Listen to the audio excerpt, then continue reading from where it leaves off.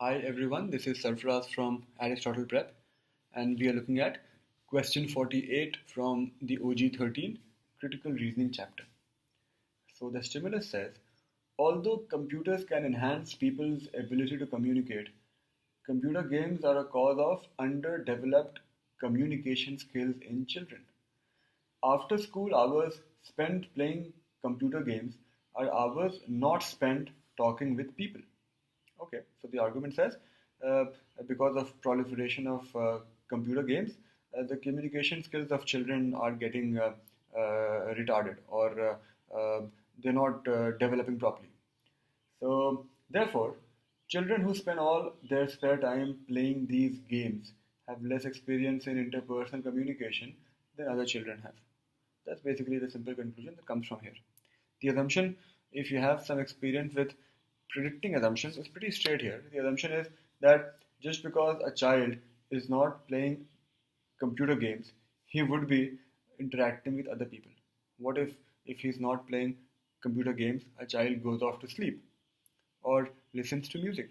Then, even if the child does not play computer games, he may still have not enough experience in interpersonal communication.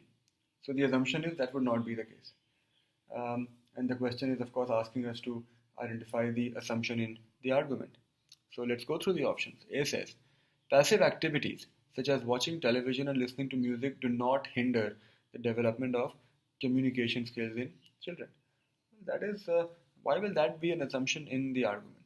The argument only says if you stop children from playing computer games, their communication skills will become better because they will communicate more with people. A doesn't have to be assumed for us to conclude that. B says most children have other opportunities in addition to after school hours in which they can choose whether to play computer games or to interact with other people. Well, the argument is specifically talking about what happens after school hours. The opportunities in addition to that are outside the scope of the argument. C says children who do not spend all of their after school hours playing computer games spend at least some of the time talking with other people. That definitely is the assumption. That is the answer we had in mind. Because if you negate it, if you say that children who do not spend all their after school hours playing computer games spend no time talking with other people, then even if they don't play computer games, the communication skills will not develop.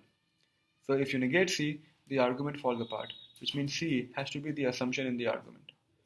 Let's look at D and E also. D says formal instruction contributes little or nothing to children's acquisition of communication skills, of no consequence to the argument. E says the mental skills developed through playing computer games do not contribute significantly to children's intellectual development. Again, intellectual development is outside the scope of the argument. We are only concerned with development of communication skills.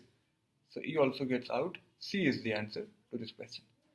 On a difficulty level of 1 to 5, I think I would give this one a 3. Have a nice day.